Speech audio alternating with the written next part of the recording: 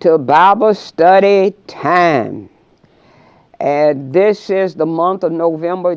For whatever reason, we always think about November being the month of Thanksgiving, I guess because Thanksgiving Day falls in the month of November.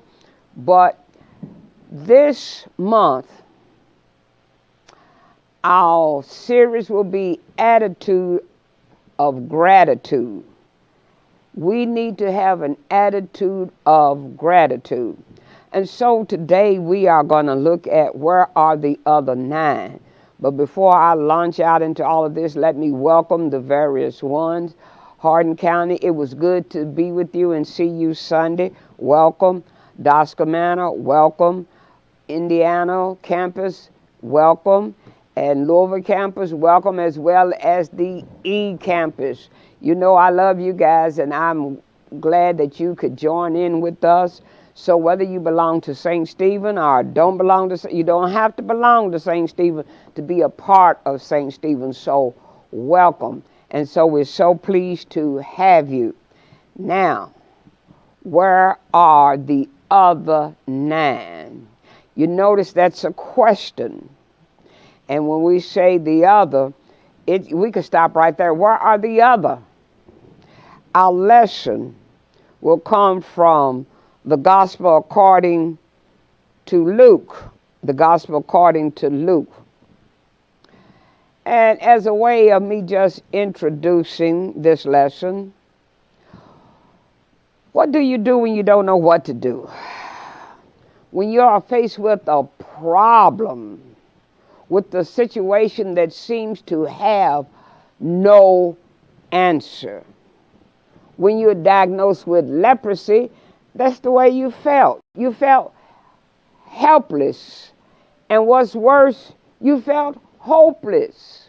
Well, in our lesson today, we will find that Christ will perform a miracle in which he did it many times, in which there is no doubt that God alone heals. God's healing power. Now, listen to me now. God's healing power is most obvious seen when he provides deliverance in a hopeless situation. Think about that. He often works this way with us, allowing trials to become increasingly worse before he works his will. Now, it seems like at times he may have a deaf ear to our prayers as the situation deteriorates. He may simply be, let me say this, he may simply be letting the situation progress so that we have no doubt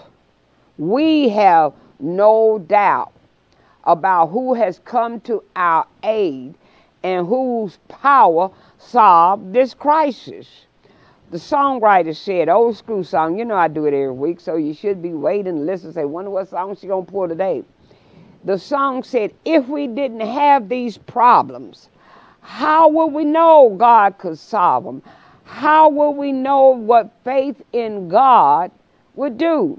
And so when they heard the word leprosy, all hope and all help seemed to go out the window. But in persevering, we grow spiritually, and we receive, and God receives, greater glory from what he's doing. Now, background-wise, leprosy in Jesus' day was a big deal. First, it was an incurable disease that would eat up a person's skin until they eventually died. Second, being pronounced with leprosy by the priest, you had to seclude yourself by living in a leper camp outside of the nation. You had to do that. Now, we've been complaining about COVID-19 that we've been in seclusion for the last year. Well, these people knew when they saw a spot, leprosy, then they knew that they would no longer be allowed to stay with their family. There wasn't about, wait till this is gone through. That it was the end. Numbers 5 and 2 verses 3 said, command the Israelites to expel from the camp every leopard, everyone who has a discharge, and whoever becomes defiled by a corpse. You must expel, listen, you must expel both men and women. You must put them outside the camp so that they will not defile their camps among which they live, or I live, because God said I can't have that. So, for example, in this story, we are told that Jesus was going to a village located somewhere on the border between Samaria and Galilee. Now, notice I said on the border between Samaria and Galilee. Samaria is where the Samaritans stayed, and Galilee was, of course, moving over to the Jewish. But guess what? When you had leopard, it didn't matter whether you were Samaritan or whether you were Jewish. You had to leave and go live in the camp. And so most likely the capitalist for it hosted many Gentiles who were, the Gentiles were already considered unclean. So, we'll put the leopard camp right over here closer to Samaria because they unclean anyway. Now, but even when walking among Gentiles, the leper had to yell out, unclean, unclean, I am unclean. Can you imagine? And they had to keep a 50-pace buffer between themselves and healthy people lest they contaminate them. Unclean. So, look at Leviticus 13, 45 through 46. As for the diseased person who has the infection, his clothes must be torn. The hair of his head must be unbound. He must cover his mustache. And he must cry out, unclean, unclean. The whole time he has the infection, he will be continually unclean. He must live in isolation, and his place of residence must be outside the camp. When they say outside the camp, it's outside where the people normally live. So, now, third, see, first we said it was incurable, and then second we said you had to live outside apart from the nation. Third, since you could not come into close contact with anyone, these lepers could not make a living, and so they had to resort to constant begging. Fourth, leprosy was seen as a type of sin. It was seen as a divine curse from God, and results such individuals were not only relegated to the margin of society, but written off as unredeemable. I mean, imagine waking up one day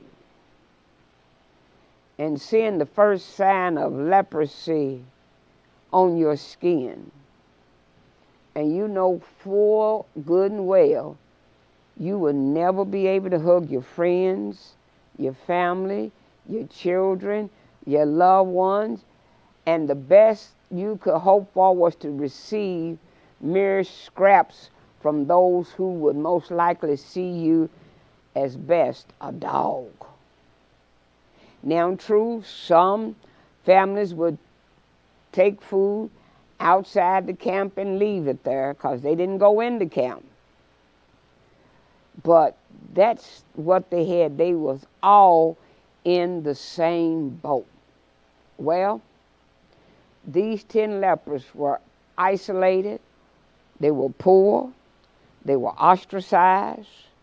They were not looking for someone to feel sorry for them, because I'm sure that they had seen such righteous, good people feel sorry for them. And many times that's what we do. We just feel sorry for people. Oh, I feel so sorry for them. And then we go merrily on our way and we forget all about them. But they dreamed of being cured so that they could have their life back. And so now let's take a look at these 10 men. Luke chapter 17, verse 11 through 19 says, now on the way to Jerusalem, Jesus was passing along between Samaria and Galilee. As he was entering a village, 10 men with leprosy met him. Now, they didn't just was on top of him. They stood at a distance. Social distancing is not anything we thought of. Woo! You see it already in the Bible. They stood at a distance, raised their voices and said, Jesus, Master, have mercy on us. When he saw them, he said,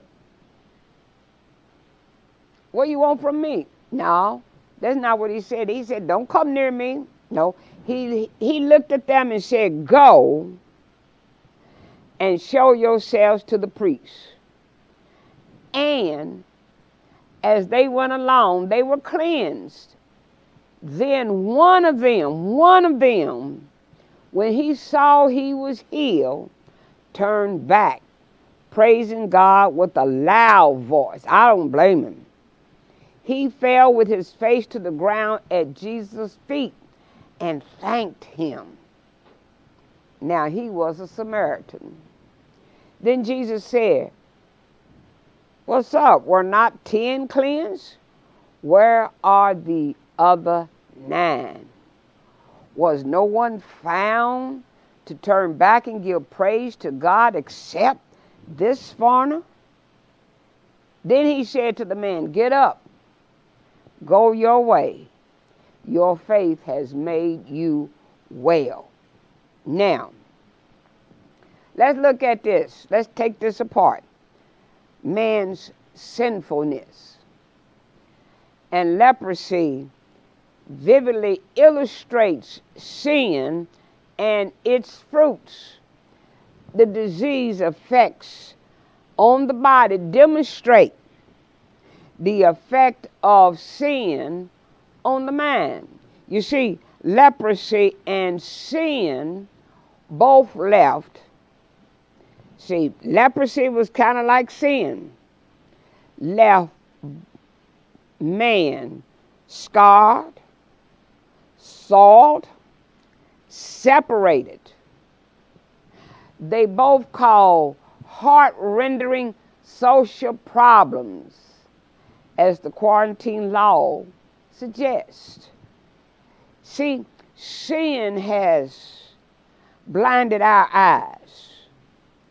That's how come we can walk around and we can see man's inhumanity to man and it doesn't bother us. That's how come we can see black people out protesting, marching for their rights, saying Black Lives Matter, and it doesn't bother us because sin has blinded us. That's how come now we see a rise in Asian Americans, crimes against them. Why? Because we had a leader that said this virus came from China. And so now it don't matter whether you Chinese, Japanese, whatever niche you are. The fact of the matter is, because sin has blinded our eyes, now all we can say is go back where you came from. Well, let's turn that thing around and say you go back where you came from. Because the only people that cannot leave America that was here was Native Americans. And we done put them on a little piece of land and say, now you stay there. Because sin has blinded our eyes, limited our abilities, calloused our souls, controlled our thoughts, shackled our feet, and exposed our foolishness. And it has deafened our ears to the voice of God, the Spirit of God, and to the Word of God. We don't hear anything but what we want to hear. And so we see not only the sin scar, leprosy scarred, it's sawed and is separated, but families were often split. Leprosy represents God's view of sin as detestable, deforming, and unclean. Both leprosy and sin begin small. It's just a little spot. It's just, okay, well, it don't matter. Nobody gonna see if I do this. Nobody cares. But then it grows relentlessly until they infect the whole person. Lepers suffer both the disease and being ostracized from society. In the end, they both destroy the victim's lives. Sin and leprosy both destroy the victim's lives. So, mercy sought. Listen to me now. Unable to do anything for themselves, these men cry out for mercy. Mercy. That's a word that we hear all the time. But if I asked you and I said, well, what is mercy?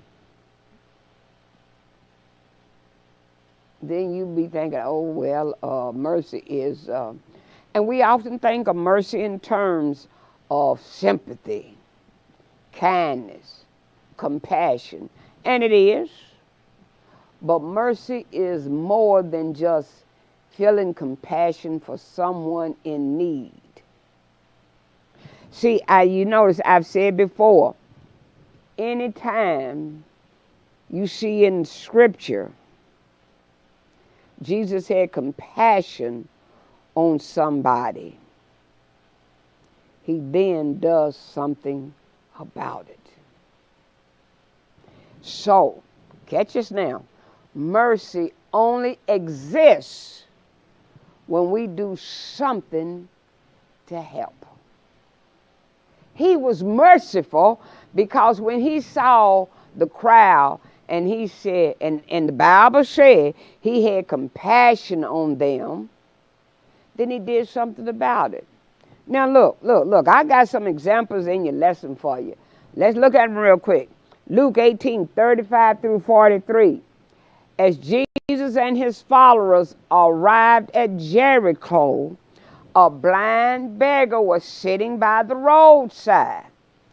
When he heard, he couldn't see, he heard the crowd approaching. He asked, What's all this commotion about? It's Jesus, they said. Jesus the Nazarene is passing by. Woo! I love it. The blind beggar shouted, Jesus, Son of David, have pity and show me mercy. Those in the front of the crowd scolded him and warned him, be quiet. What you doing out making all that noise for, dude? But the blind man screamed out even louder. I don't blame him. If you want something for Jesus, call him. Jesus, Son of David, show me mercy. Suddenly Jesus stopped, directed those nearby, bring the man over to me. When they brought him before Jesus, he asked the man, what do you want me to do for you?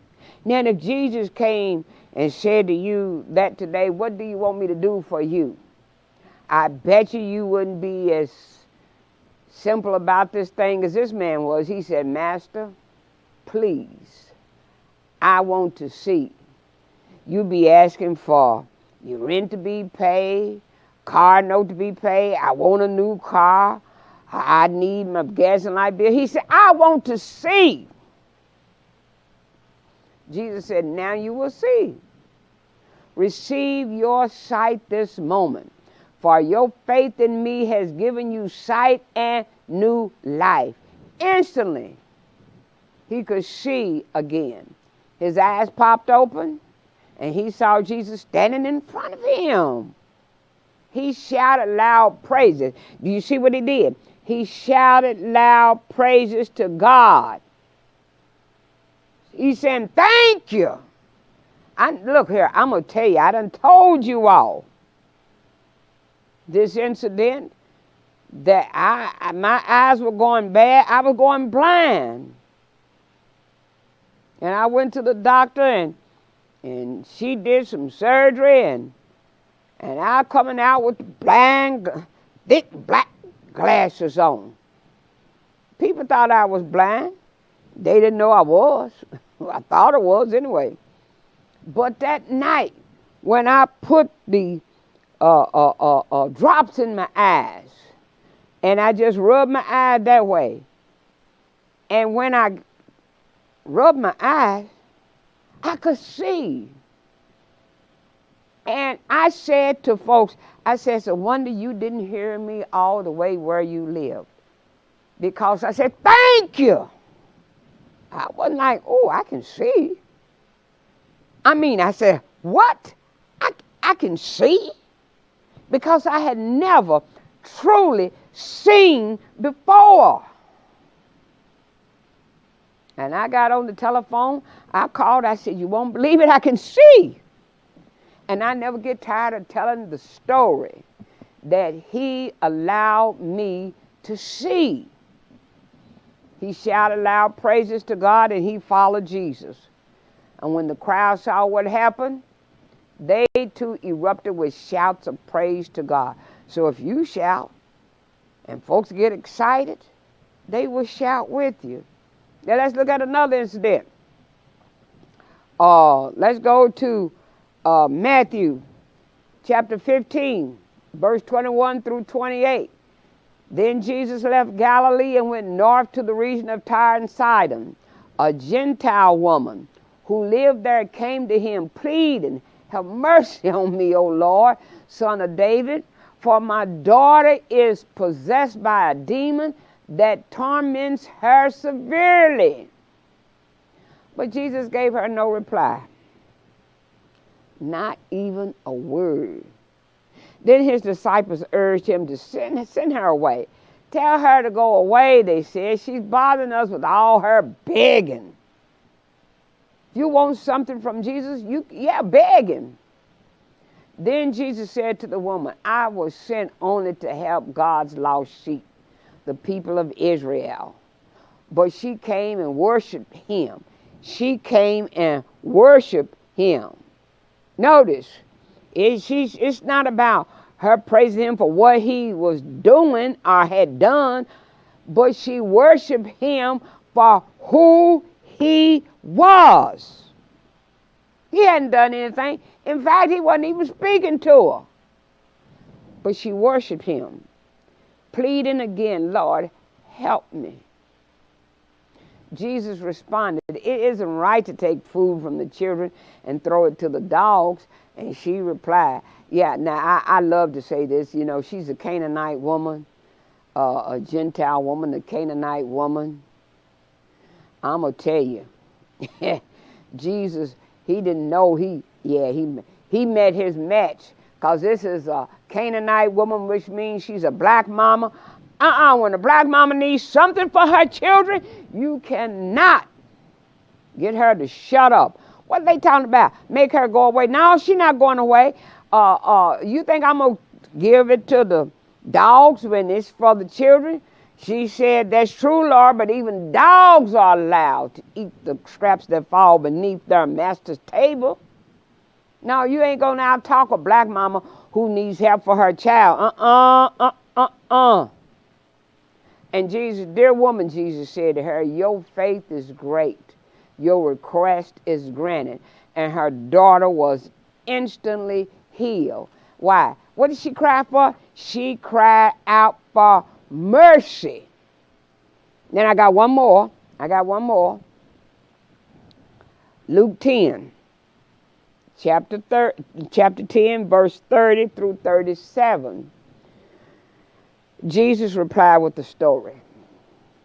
A Jewish man was traveling from Jerusalem down to Jericho. And I always like to point out that when you go down, he's leaving the presence of God. And when you start going down, when you leave the presence of God. And he was attacked by bandits. See, Jerusalem was the holy city where they felt that God dwelled. Jericho, which was way below sea level. Jerusalem was up on the hill. Jericho was below sea level. So he had to go down. And whenever you leave the presence of God, you go down. So he went down to Jericho and he was attacked by bandits. They stripped him of his clothes, beat him up, left him half dead beside the road. By chance, a priest came along. But when he saw the man lying there, he crossed to the other side of the road and passed him by. A temple assistant walked over and looked at him lying there. But he also passed by on the other side. Then, a despised Samaritan came along. And when he saw the man, he felt, there it is, compassion for him. So when you see that, you know mercy is getting ready to come into works now.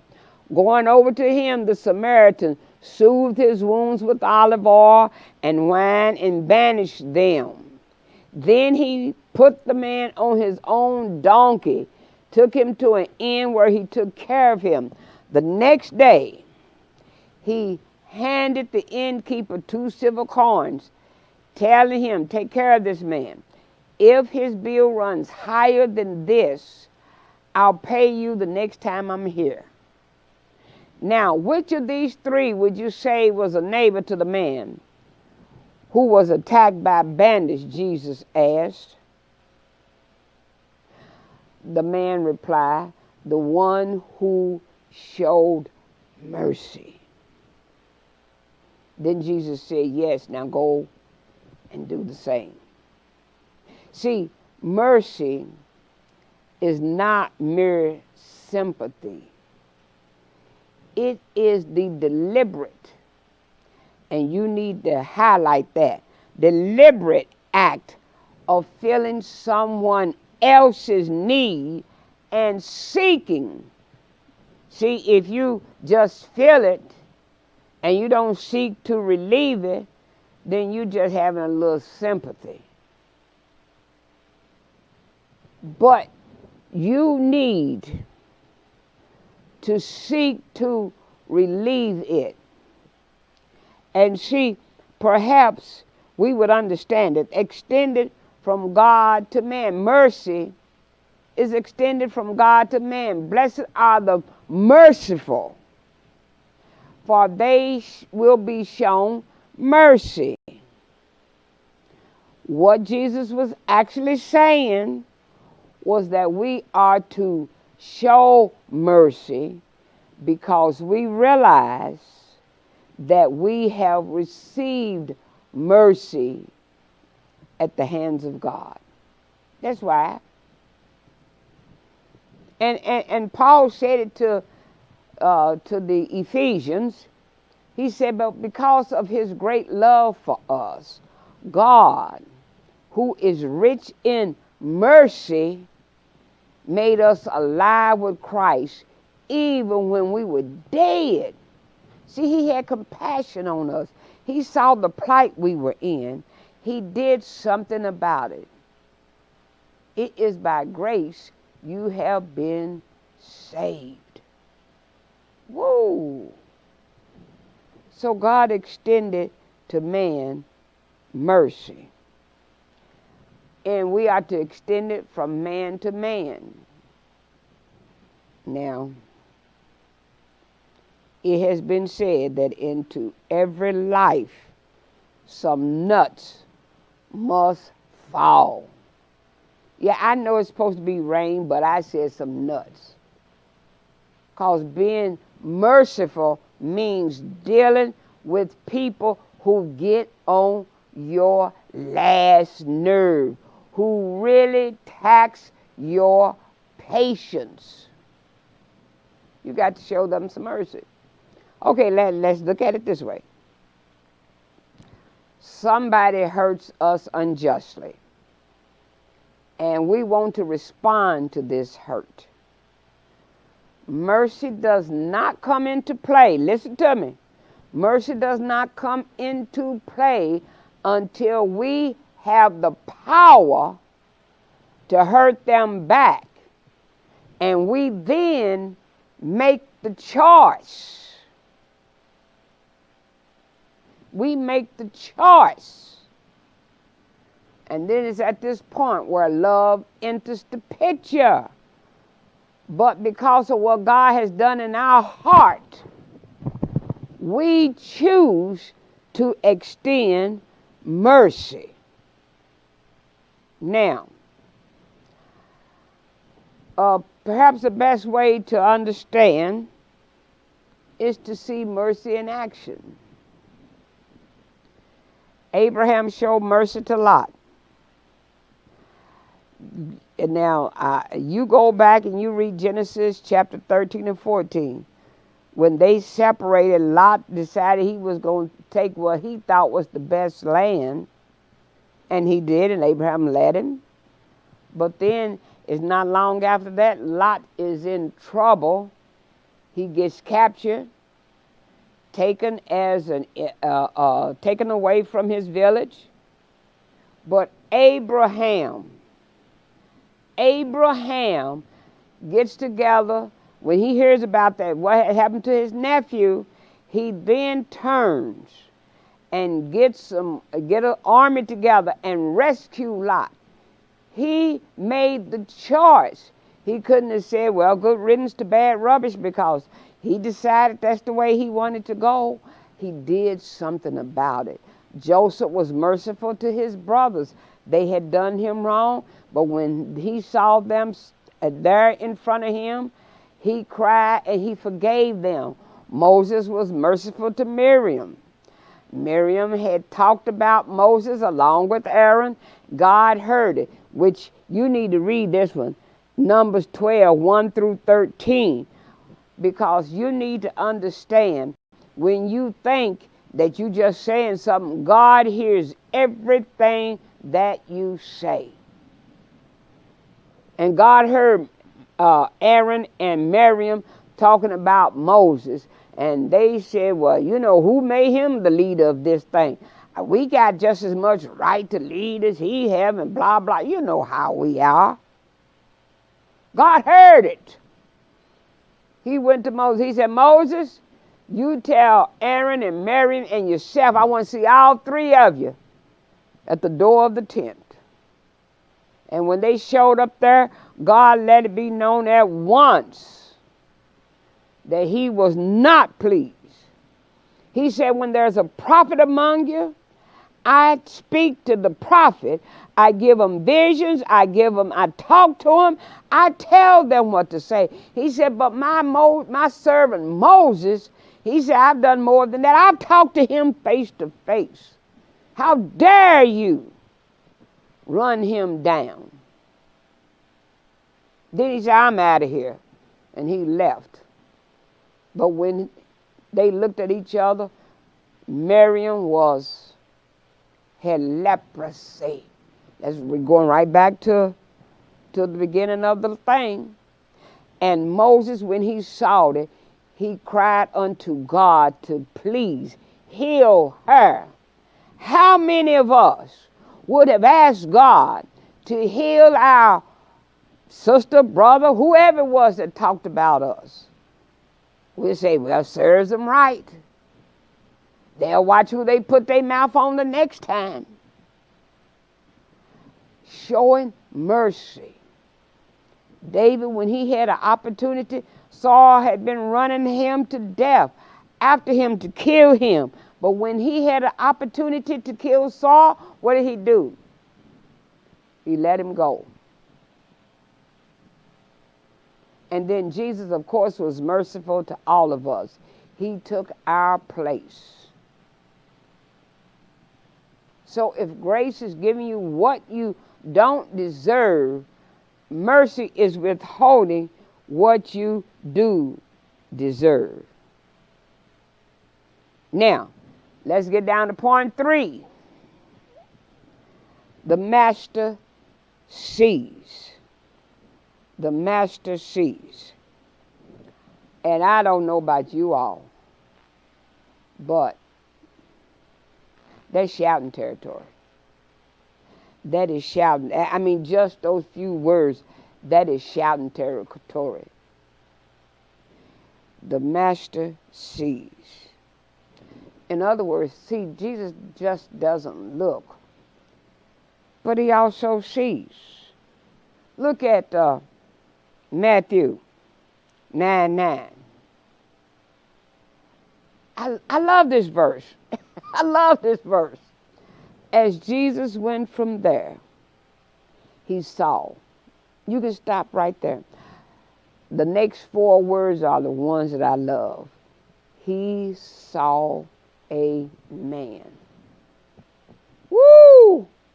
See, so many times we just reading, as Jesus went from there, he saw a man named Matthew sitting at the tax booth. He saw a man. I tell you what the disciples saw. They saw a tax collector. I tell you what the people saw. They saw a publican. They saw somebody who fraternized with the Romans, taking our money and giving it to the Romans. But Jesus saw a man. And what does he see when he see you? You ought to be happy that he don't see us for who we, well, he does see us for what we really are, but he looks past that. He looked beyond my faults, thank you, and saw my need. And see, when we look, now notice it said, he went from there, he saw a man named Matthew sitting at the tax collector's booth. Follow me. He told him, and Matthew got up and followed him. Mark 6:47 through 48. When evening came, the boat was in the middle of the lake, and he was alone on land. That's Jesus. Jesus had sent the disciples to go ahead of him. He saw, there it is again. Tell me the master, I'm telling you, this is shouting territory we in now. He saw the disciples straining at the oars. Why? Because the wind was against them. And when something is against you, he sees. He knows about it. About the 4th watch of the night, he went out to them, walking on the lake. He was about to pass by them. You've got to, Stop and allow God's word to speak to you. So Jesus saw. He just doesn't look, but he sees. See, look is to direct your eyes towards something. To see means to notice or become aware of someone or something by using your eyes. And many of us, we look, but we never see. See, because we can look and not really see what is going on with the person. We see the people out on the streets. We look at the people out on the streets. But we really don't see them.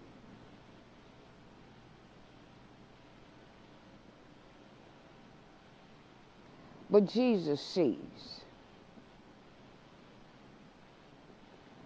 And because he sees, he cares. He sees, he cares, and then he does something.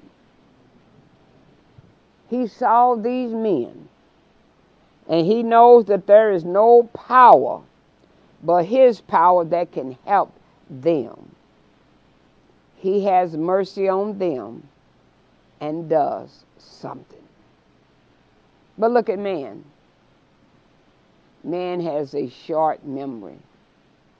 Now notice, when we read this, oh my goodness, right up here, they said, Jesus, Master, have mercy on us. When he saw them, he said, go and show yourself to the priest. And as they went along. Now notice, there was nothing he said, go and show yourself to the priest. That's all he said, and they went. They didn't say what? Well, how you going to help us?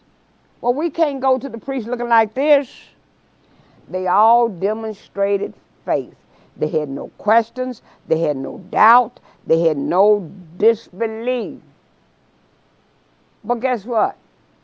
They seemingly have no memory as to how they were healed. Because no doubt they were running toward the priest. Running, rejoicing. One looked at the other and said, you don't look as bad as you looked this morning.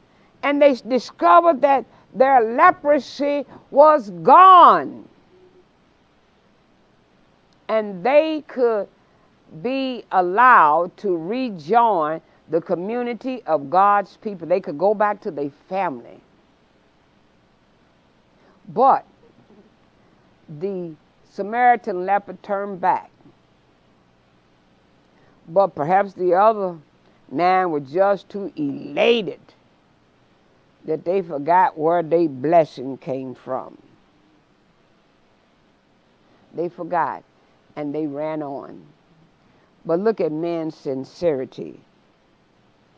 After the Samaritan had been physically healed, he found Jesus. And in great humility, fell prostrate at his feet. Now this showing some humility, because you know the Samaritans and the Jews didn't get along, and certainly the Samaritans did not bow at a Jewish rabbi's feet. They just didn't do it. But we see we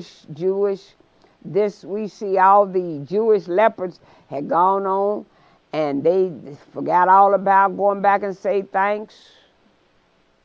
But this Samaritan leper, who was not to be associated with the Jewish people, he turns back and bows down and says, thank you. When you see that they bow down at the feet, they are now worshiping. But unlike the lepers who assumed the blessing guaranteed their position in the kingdom of God, the Samaritan didn't feel that way. So you need to understand, my last words I want you to remember, what matters in thanksgiving, what matter in thanksgiving is is not the habit, but the heart. Not lip service, but heart service. That's why Jesus said, where are the other 9? Which one are you? The one, or are you in the 9? Did you just get up this morning without saying, Lord, I thank you for another day? Or how did you react? Well, next week we will continue, and our lesson will be every praise is to our God. I think that's the name of it. I think it is. Anyway, it's from Psalms 100. Read Psalms 100, and we're going to talk about it next week. I'll see you next week. Be blessed.